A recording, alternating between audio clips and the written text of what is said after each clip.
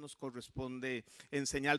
Tal como lo vimos la semana anterior, el tema fue la victoria de la cruz. Esta victoria fue tajante y su repercusión y sus beneficios nos alcanzan hasta hoy. La autoría también es indiscutible, no puede ser objetada. Fue Jesús, el Verbo que se hizo carne, el Cordero sin mancha, el único que cumplía todos los requisitos para satisfacer las demandas de la justicia divina. El sacerdote que tenía que ofrecer el sacrificio, pero a la vez él era el sacrificio, el que se ofreció a sí mismo, de quien Pablo escribió en 2 Corintios 5:21, al que no cometió pecado por nosotros, Dios lo trató como pecador para que en él recibiéramos la justicia de Dios. Sencillo, los sacrificios de animales eran imperfectos, tenían que hacerse con frecuencia, sin embargo se necesitaba una solución integral para siempre y solo un hombre podía morir por los demás. El problema es que ninguno de nosotros cumplía con el requisito, porque el sacrificio de animales tenía un requisito: tenía que ser un animal de 1 año y sin mancha, pero todos los hombres estábamos y mujeres manchados y manchadas. Solo Dios, en su gran amor, determinó hacerse hombre sin mancha para morir por nosotros y satisfacer su misma demanda de justicia, porque Dios no pasa por encima lo que Él dice, aún con su propia vida lo demostró.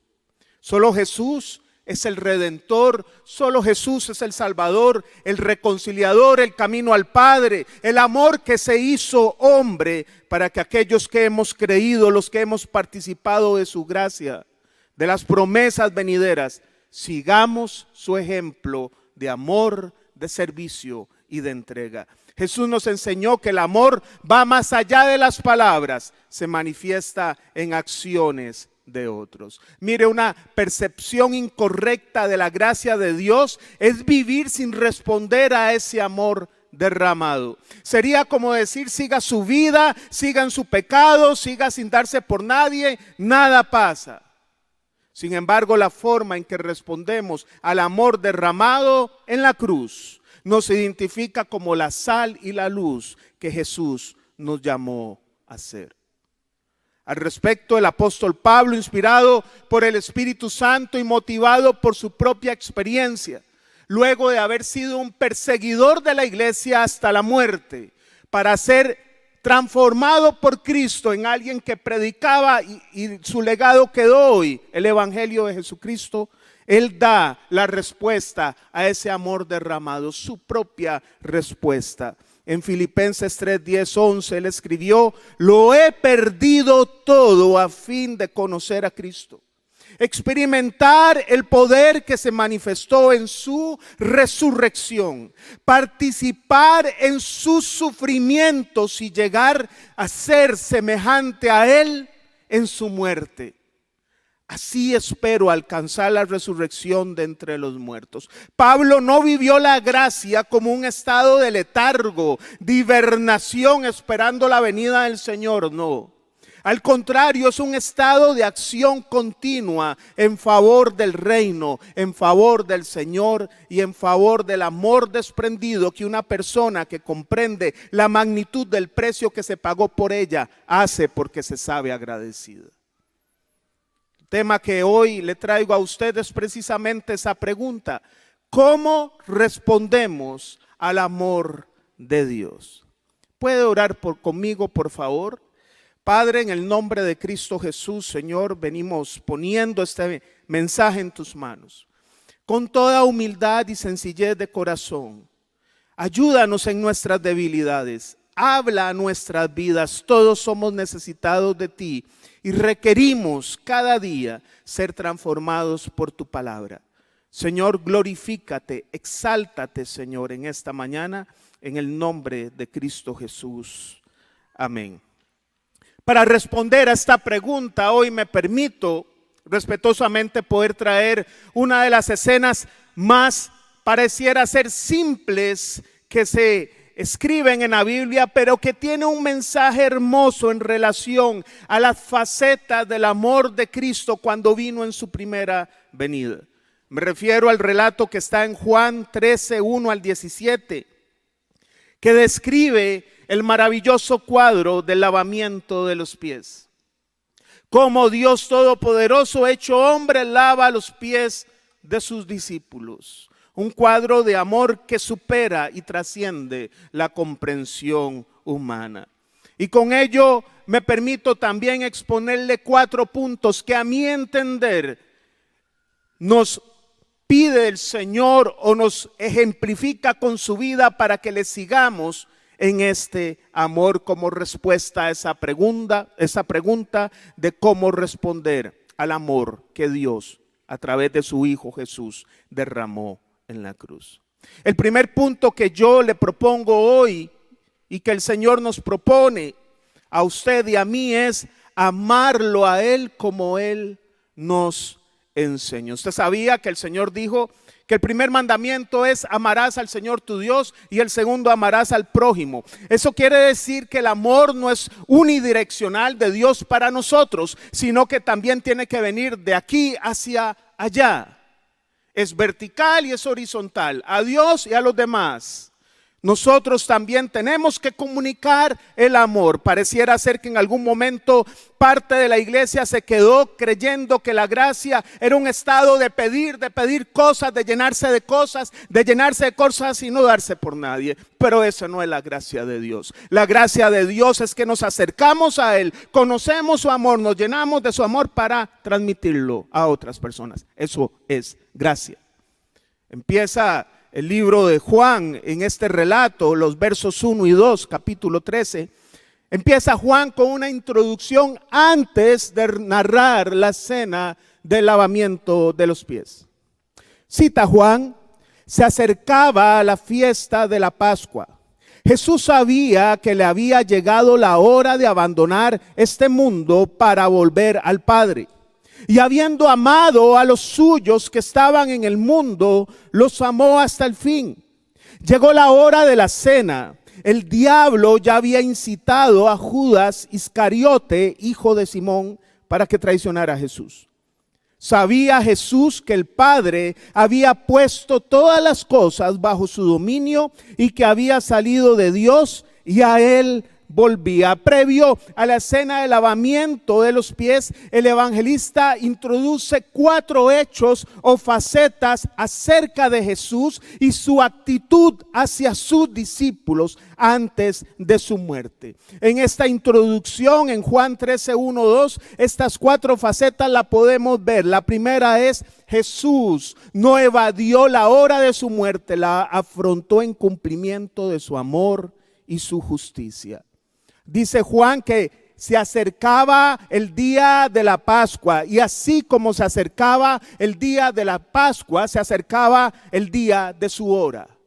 Se acercaba su hora. La Pascua judía se celebraba en conmemoración del momento inicial de la liberación de Israel de Egipto. Cada familia debía sacrificar un cordero por familia, debían cocinarlo al fuego, asarlo, debían comérselo todo, hasta sus vísceras. Imagínense, a mí que no me gusta el mondongo, tenían que comérselo todo. Tenían que tomar la sangre y pintar los dinteles de las puertas, que es el marco superior de las puertas, y tenían que pintar los postes que estaban frente de las puertas, porque el Señor iba a emitir su último juicio para obligar a Faraón que soltara al pueblo de Israel. Iba a venir a mandar el ángel de la muerte, iba a pasar por las casas, y aquellas casas donde no estaba la señal de la sangre, los primogénitos iban a morir. Pero Dios guardó a los primogénitos de Israel, porque esa sangre marcaba las casas, así como usted y yo somos marcados por la sangre de Cristo Jesús y estamos preservados para la hora de su venida y habitar con Él para siempre. Eso nadie nos lo va a quitar, nadie. En ese momento, así como se sacrificaba este animal y todo esto pasaba, y si les sobraba algo de comida tenían que quemarlo al día siguiente. De la misma forma se acercaba la hora de la Pascua nuestra.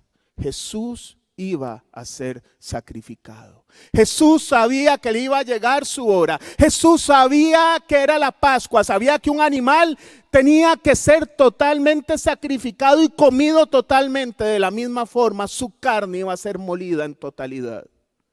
Por eso, como lo vimos la semana anterior con el pastor Marco, el cuerpo de él, cita Isaías 53, no tenía parecer. Es decir, si alguien que conocía a Jesús iba a la cruz, no reconocería que era Jesús. Todo su cuerpo fue molido. El autor de Hebreos dice que por esa carne, que es el velo que fue abierto, tenemos entrada al trono de la gracia para acudir al oportuno socorro. Y con esa sangre fuimos comprados, fuimos redimidos a precio de la sangre de Cristo. Somos pertenencia de Él. Su hora llegaba. Hay elementos de la Biblia donde el Señor, desde que empieza su ministerio, sabe que en algún momento iba a llegar su hora. En Juan capítulo 2 se narra el primer milagro que hizo Jesús: convertir el agua en vino. 600 litros aproximadamente de agua en vino, porque todo lo que hace el Señor es abundante y perfecto.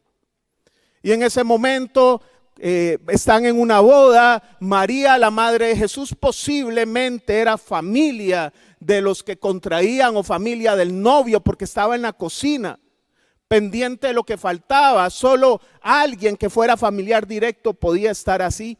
Y se acerca a Jesús y le dice: se acabó el vino.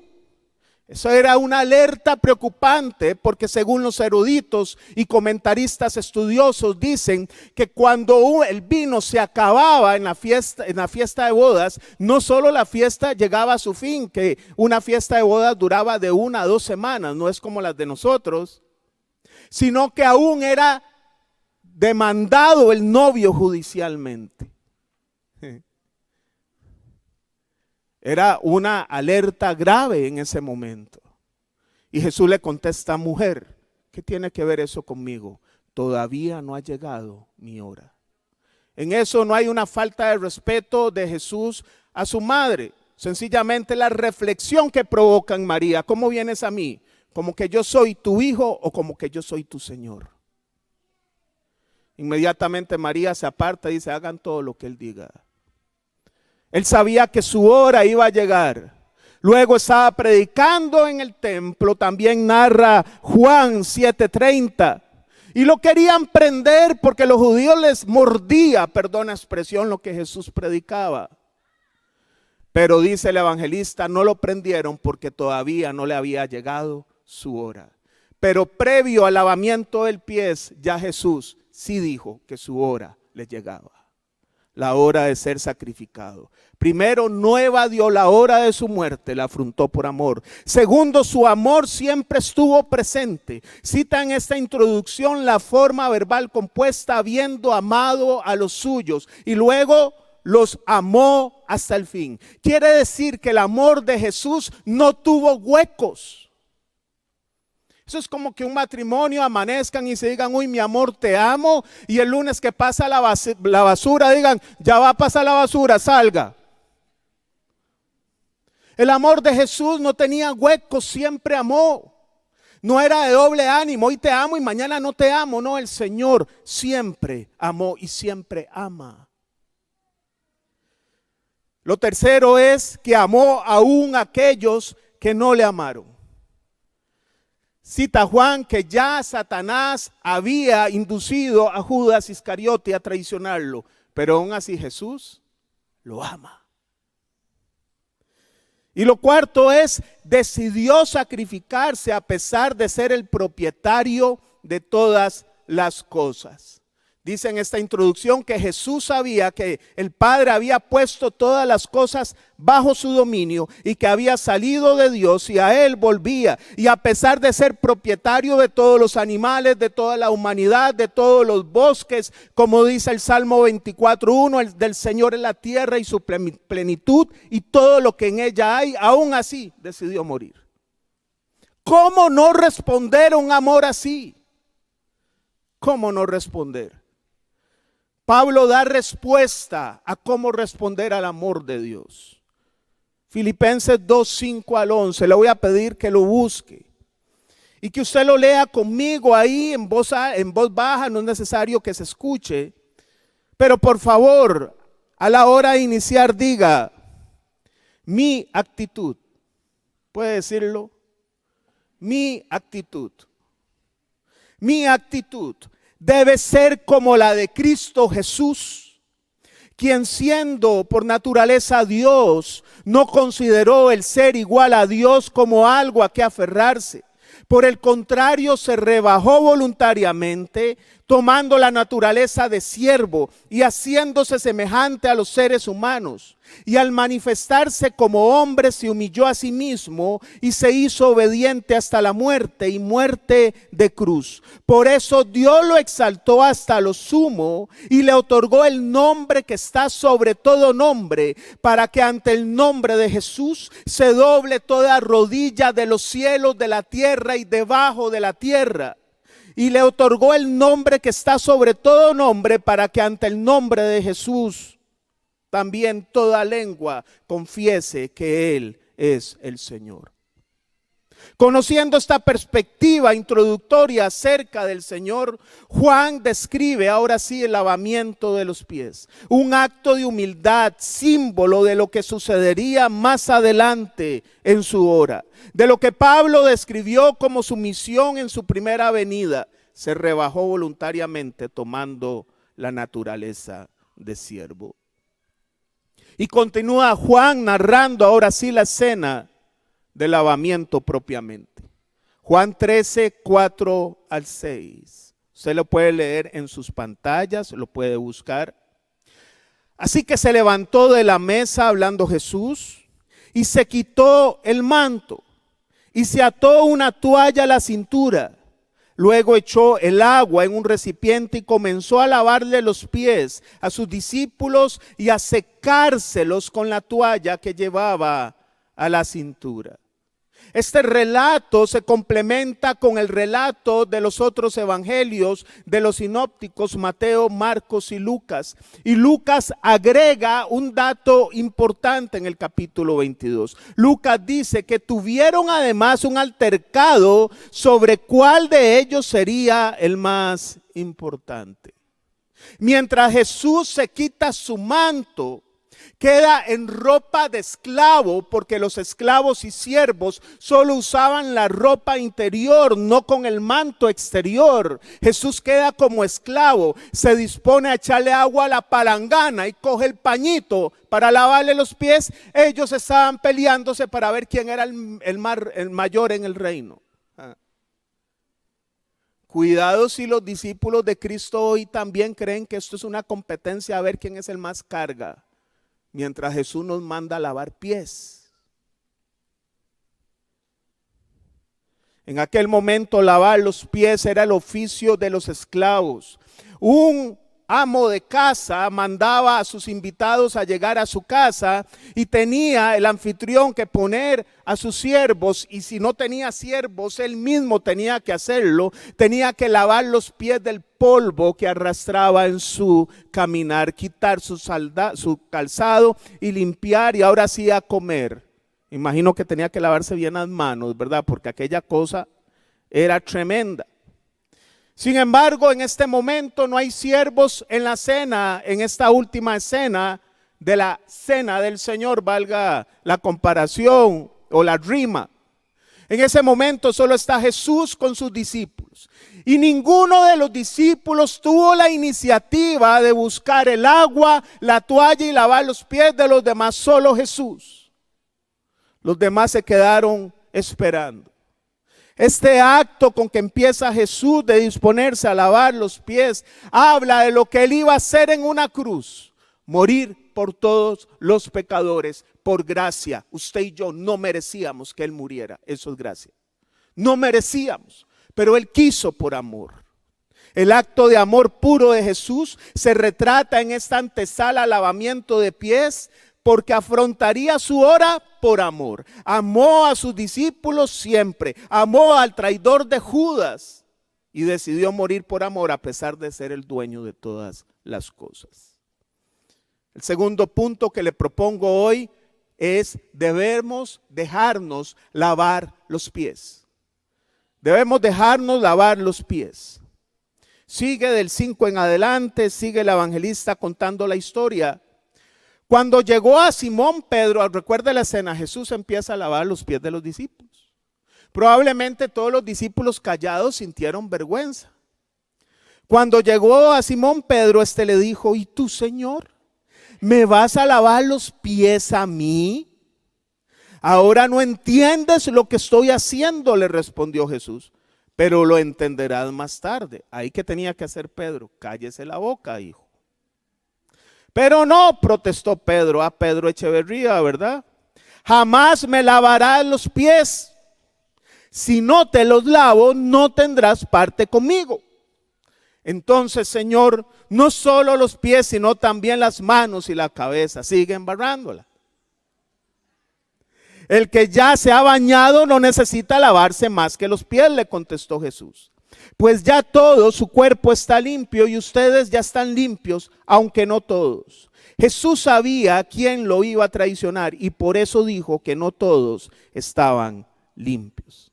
Solo un discípulo reaccionó: Pedro. Algo que nos sorprende por sus antecedentes. El impulsivo Pedro no se queda sin hablar ante la cena que el glorioso Señor iba a lavar sus pies polvorientos. Él se había olvidado de aquella frase que le dijo el Señor cuando Pedro lo agarra por aparte y lo regaña y le dice: no vayas a sufrir a Israel, no tienes que ir. Y el Señor le dijo: apártate de mí, Satanás. Se le olvidó ya Pedro y sigue estorbando a lo que Dios iba a hacer a través de Cristo Jesús. En este momento de Pedro, de esta expresión de Pedro, sería equivalente a decir: Jesús, no se haga tu voluntad, que se haga la mía. No me los laves y punto. Él no comprendía que este acto de humillación del Señor era el inicio de su hora, de su sacrificio, que tenía que morir en la cruz, que tenía que resucitar, que tenía que ascender al cielo y tenía que derramar su Espíritu Santo para que él pueda entender lo que significaba esa escena. No lo podía entender antes. Más adelante, en el mismo capítulo 13, verso 36, Pedro le dice: Señor, yo quiero ir a donde tú vas. A donde yo voy no me puedes seguir ahora, le contesta Jesús, pero me seguirás después.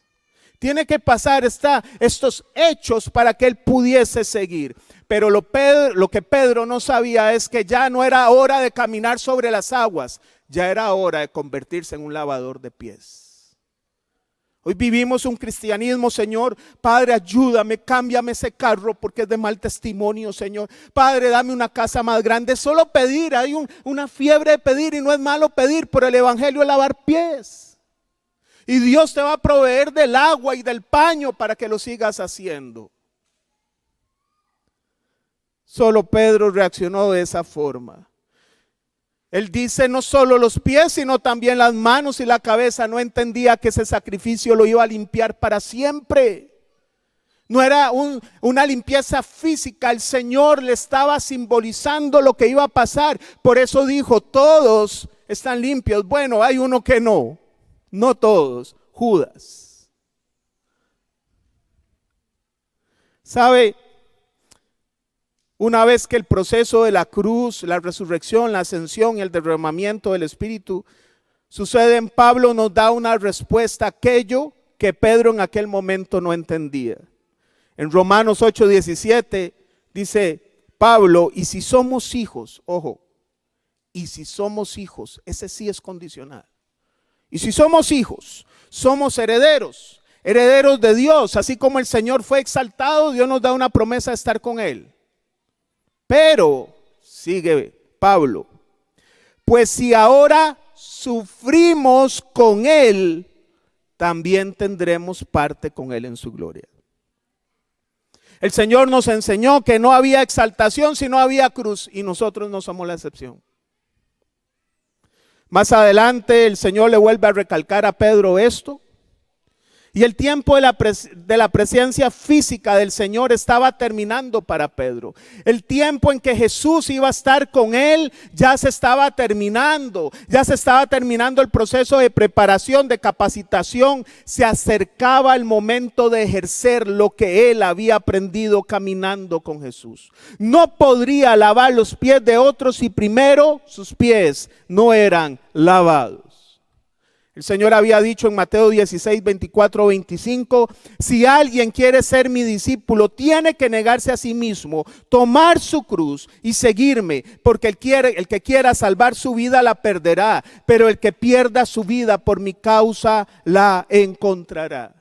Y usted me dice hoy qué significado puede tener que a uno le laven los pies. Bueno, cuando somos pastoreados y nos dejamos, cuando somos corregidos, cuando somos enseñados, cuando otros oran por nosotros, cuando nos ayudan en momentos de debilidad, cuando nos dejamos animar, cuando rendimos cuentas porque tenemos debilidades y necesitamos rendir cuentas para no caer en los mismos pecados, cuando abrimos nuestros corazones, estamos dejándonos lavar los pies. Dios siempre tendrá a alguien con agua y toalla para lavar nuestros pies. Si no te dejas, no tendrías la autoridad para lavar los pies de otros.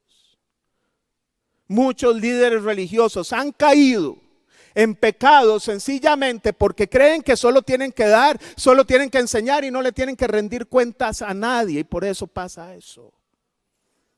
Cualquiera que se llama apóstol, que se llame evangelista, que se llame maestro, profeta, pastor, servidor, tiene que dejarse lavar los pies si quiere lavar pies. Hace un tiempo atrás, ustedes saben que, algunos saben, o la mayoría saben, creo, que me quebré. En ese momento yo nunca se me va a olvidar porque ese domingo yo enseñé, y me acuerdo el título, Jesús, un hijo ejemplar. Llegué a la casa, estuve con mi esposa, comimos, me dormí una siesta y me puse a sacar la basura, y en ese momento que saco la basura, mi pie se va resbalado, el otro se me va en las gradas para atrás y todo este cuerpo peso pluma cae encima del pie y se destroza. Y cuando me saco la pierna, el pie, ¿usted vio El Exorcista? Pecadores. Quedó viendo 360 del otro lado. En ese momento, ¿qué hago? Y empiezo, Paola, no me salía la voz, Paola, Joshua. Y sale Joshua. Y Joshua llama al 911, pobrecito mi amor. Llama y dice, apúrese porque es mi papá. Como que si el operador le importa quién es el papá. Es más, le digo algo, estamos esperando la ambulancia. No llegó. Entonces en eso llama a Pau al Paz y llega Marco con el otro, mi amigo Marco, que por aquí está. Llega Jackie y ellos, la adrenalina, ¿verdad? Alzan este cuerpito y lo llevan al carro. Pregúntenles después cómo les quedó la columna. Y llegamos allá a la bíblica para que me vean, y después me trasladaron al San Juan de Dios porque es mucha plata. Y llega el doctor de la Biblia y le dice, bueno, aquí hay que acomodarle todo eso porque eso está hecho un picadillo. Primero hay que acomodárselo, entonces le vamos a poner el suero de la verdad. Y yo, ¿cómo el suero de la verdad? Sí, este suero a usted se le va a poner, usted va a gritar, pero no se va a acordar cuando le pase el efecto. El problema es que cuando se pone este suero, la gente dice todo lo que está en su subconsciente. Delante de los pastores, de mi esposa, de Rosy, de Quincho, ahí como testigos, yo dije, Señor Padre, todo culto lo entrego, Señor, límpiame totalmente, borra todo pecado de tu mente y de la mía, Señor. Lo que quiero decir con esto es que cuando nosotros somos ariscos para lavarnos los pies, a veces Dios manda algo así para que te los laven a la fuerza. Y créame que fueron 5 meses de una persona que nunca en su vida laboral se incapacitó. 5 meses de un solo. Para entender que mis pies necesitaban ser lavados porque no podía ser autosuficiente. Cuando nos endurecemos, Dios llega y nos quiebra. Nos quiebra el alma para que aprendamos también a que nuestros pies deben ser lavados. Es necesario lavar los pies, dijo Jesús. No lo demás, solo los pies. Diariamente nuestros pies requieren ser lavados del polvo de este mundo caído. Somos santos imperfectos, somos salvos en cuerpo de carne corruptible todavía. Es necesario lavar los pies. Apocalipsis 22:6, al final de la revelación decía el Señor: el que es injusto sea injusto todavía, y el que es inmundo sea inmundo todavía, el que no quiere cambiar de ahí. Pero el que es justo practique la justicia todavía, y el que es santo santifíquese todavía. Como decía Pablo, el que esté firme, mire que no caiga. Hay que estar en continuo lavado de pies. El tercer punto que le traigo hoy, recuerde, tenemos que amar como Jesús nos enseñó.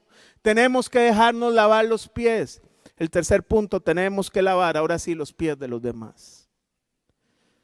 Sigue el relato en Juan 13, 12, 14, cuando terminó de lavarle los pies, se puso el manto y volvió a su lugar. Entonces les dijo: ¿entienden lo que he hecho con ustedes? Ustedes me llaman Señor, Maestro y Señor, y dicen bien, porque lo soy. Pues si yo, el Señor y el Maestro, les he lavado los pies, también ustedes deben lavarse los pies los unos a los otros. El acto de Jesús de colocarse nuevamente el manto es un recordatorio de su señorío. De ninguna manera el acto de haber lavado los pies y su humildad desvirtuaría su título del Señor de señores. Nunca. Al contrario, en la historia paralela de Lucas, en Lucas 22, 25, 26, es la misma escena de la última cena, pero bajo la perspectiva de Lucas. Y agrega otro dato.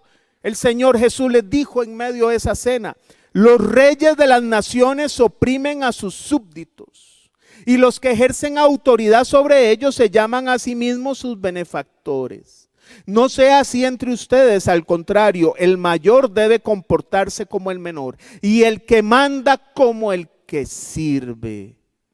Ya el maestro partiría y sus discípulos estaban llamados a seguir su legado, y nosotros como discípulos también tenemos que seguir su legado. Era el momento de humillarse por amor. Jesús no dejó de ser Señor por lavar los pies. Fue el ejemplo perfecto de amor. Murió por amor y murió por justicia, porque satisfizo en sí todas las demandas. Nosotros de igual forma somos hijos y hacemos la voluntad del Señor, así como el Señor es Señor porque hizo la voluntad de su Padre. No era un tema nuevo, el Señor ya lo había hablado en el Sermón del Monte muchas veces con el ejemplo de la sal, de la luz, de las 10 aventuranzas. En Mateo 5, 44, 45 les dijo: pero yo les digo, amen a sus enemigos y oren por quienes los persiguen, para que sean hijos de su Padre. Un hijo de Dios se reconoce porque sabe amar, ama siempre, se equivoca pero pide perdón y tiene conciencia de pecado. Y es una persona que aún ama a los de su casa, pero también ama a los judas que están afuera. Es una persona que ha sido regenerada.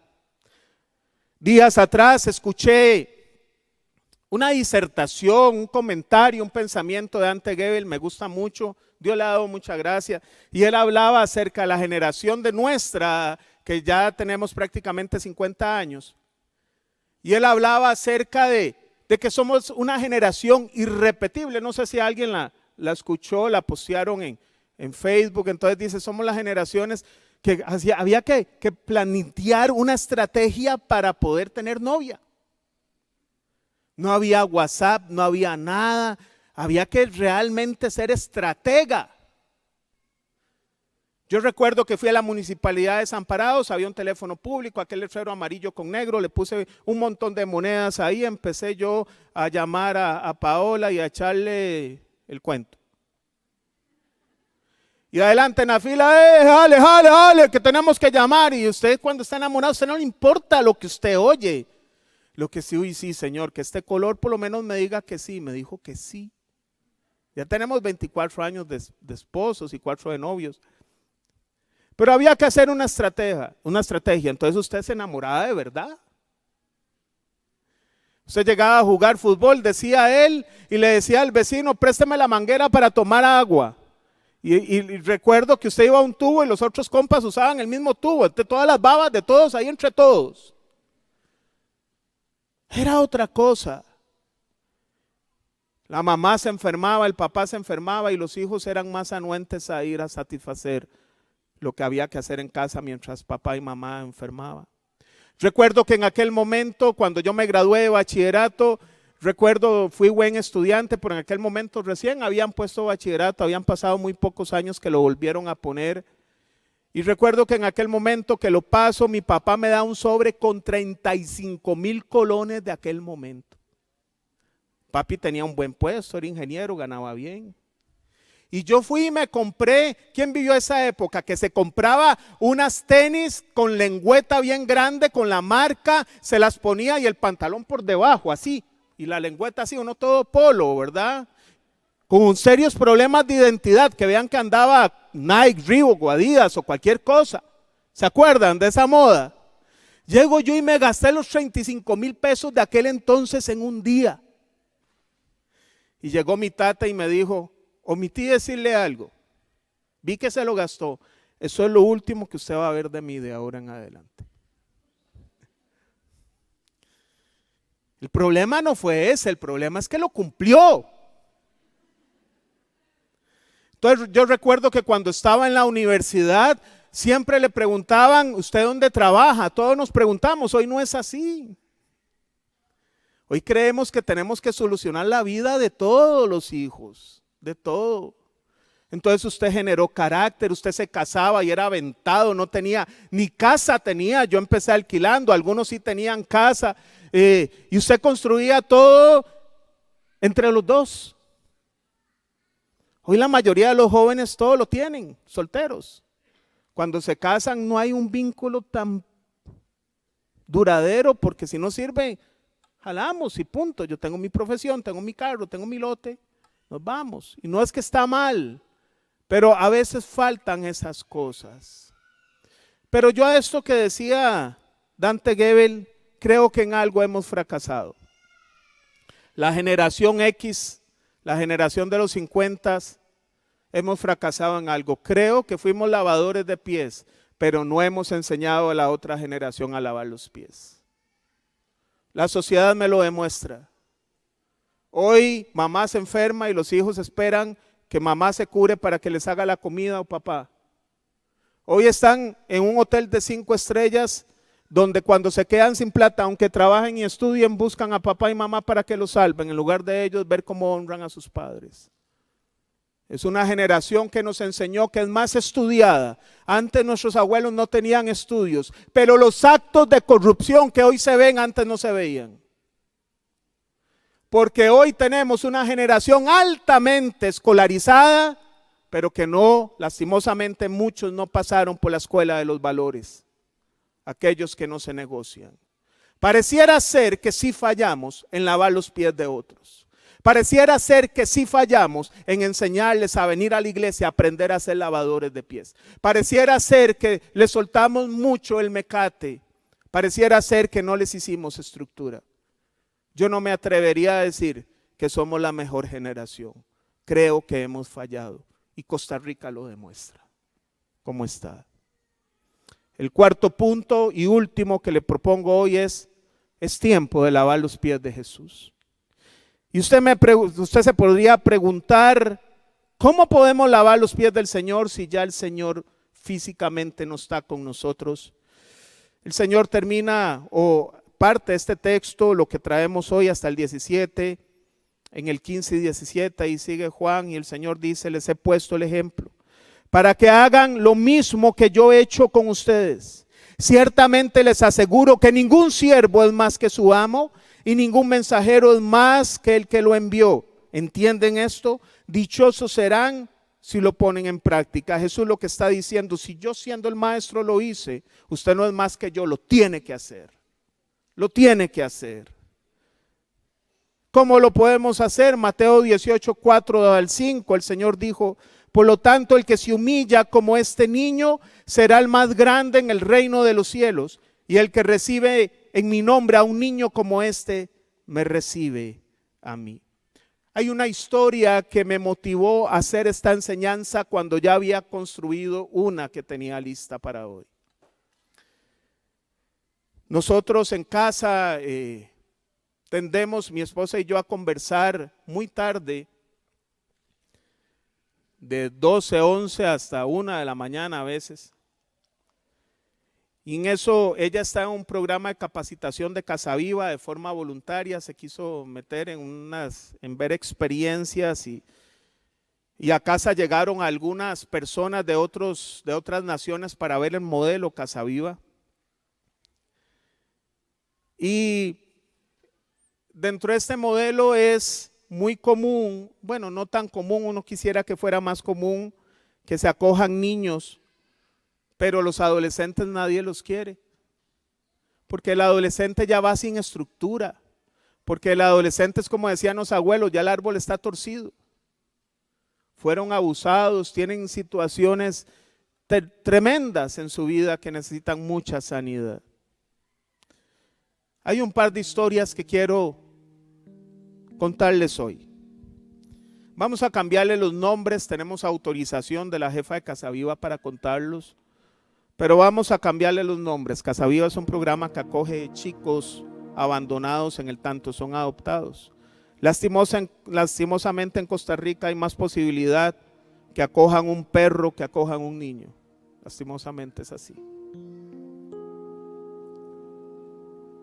A esta mamá, a este matrimonio le vamos a poner Ana y Carlos. Este matrimonio le tocan a la puerta para ver si pueden recibir a Esther, una chica de 15 años.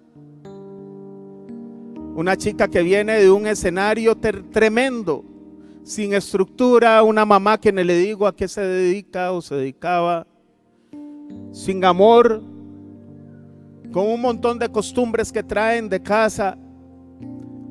Y este matrimonio dice que sí a esta chica de 15 años.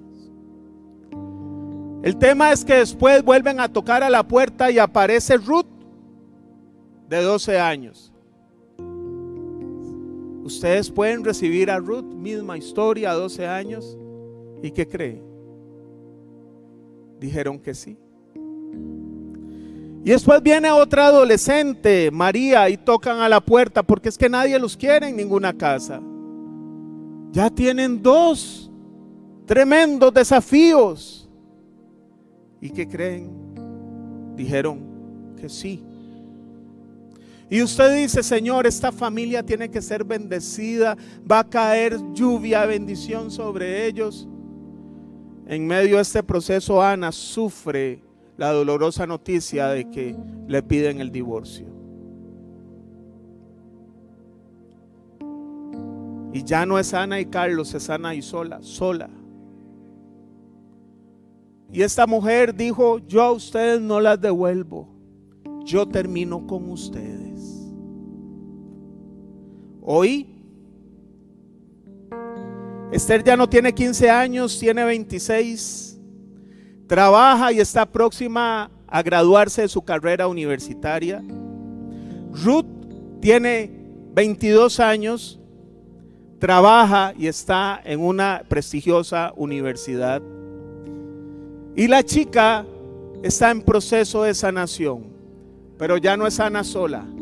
Sus otras 2 hermanas la apadrinan en la misión y le dicen, usted va a salir adelante porque nosotros salimos adelante. Eso es lavar pies a Jesús. Eso es lavarle los pies al Señor. Cántele, sí es lindo, alce manos, es lindo, pero hay que lavar pies. Llega mi esposa y me dice, y le tengo otra historia. Y yo, no, ya me siento muy mal.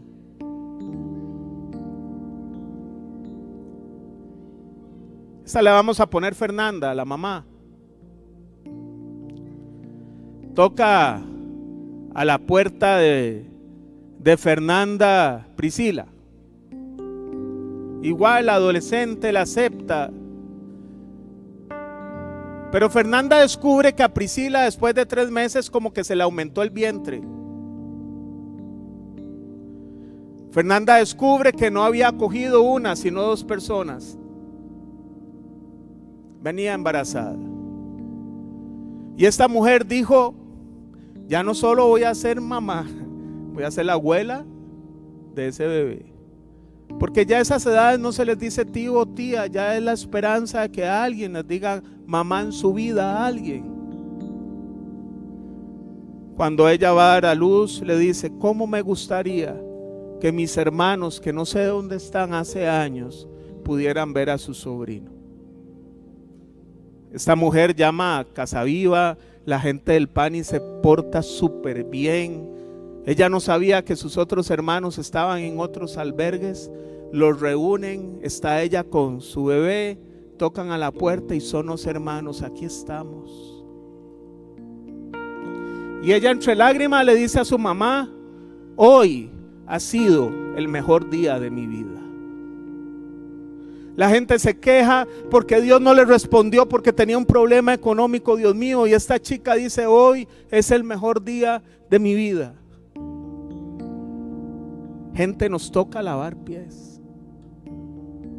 Yo sé que estas dos mamás, ningún título universitario que es bueno, ningún bien material les llenó más el corazón que las experiencias de vida con estas chicas. Porque fueron capaces de marcar el amor de Jesús en esos corazones. Y eso es una herencia perpetua que trasciende la muerte. Porque cuando ellos van a ir en presencia de Dios, el Señor les va a decir: vengan buenas siervas y fieles. En lo poco fueron fieles, sobre mucho les pondré. Ven y gócense en la presencia de su Dios. Eso es lo que yo anhelo. Todo este mundo pasa. No se preocupe por qué va a comer o qué va a vestir.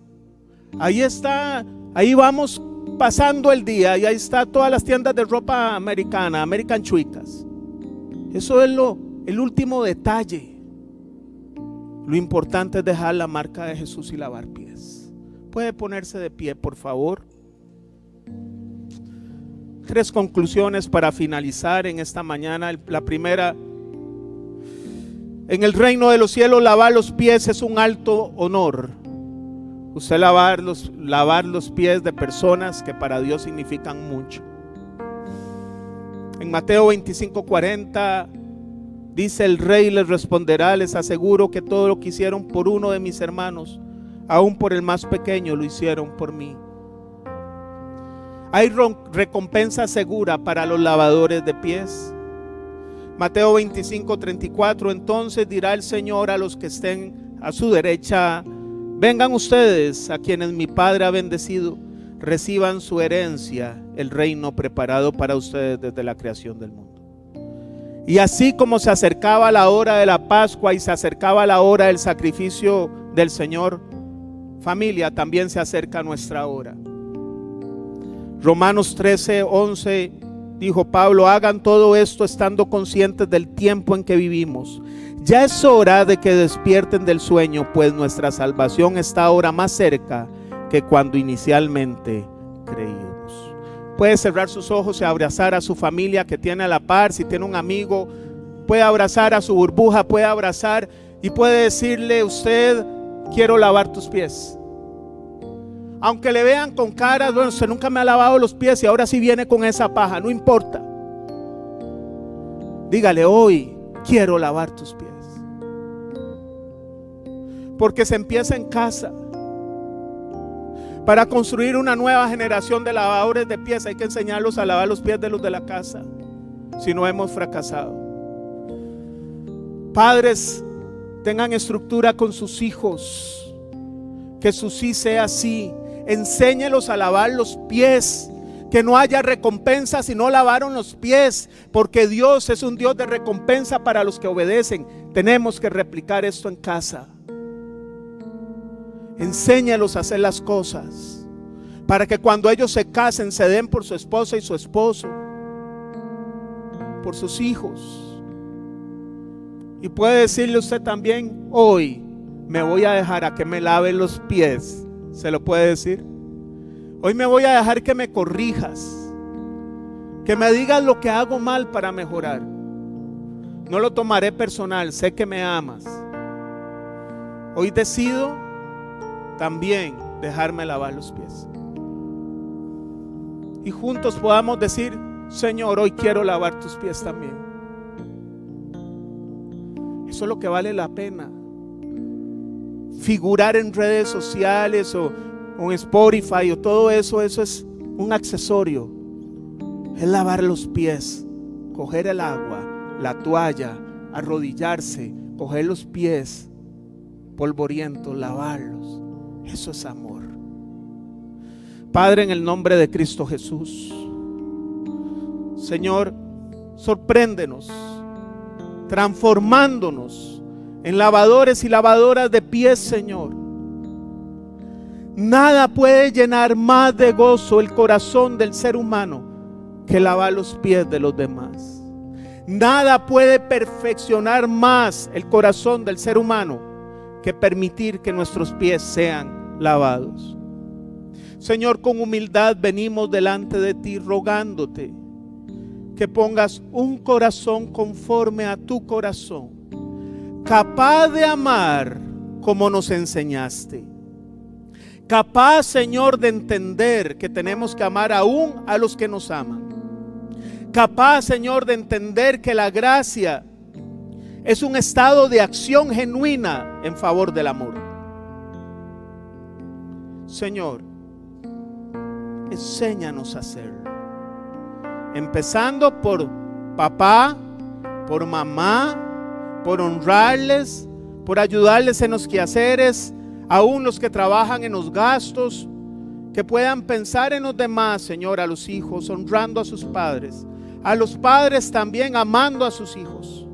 Que los esposos aprendamos a lavar los pies de nuestras esposas y nos dejemos lavar los pies por ellas, por nuestros pastores, por aquellos que buscan nuestro bien.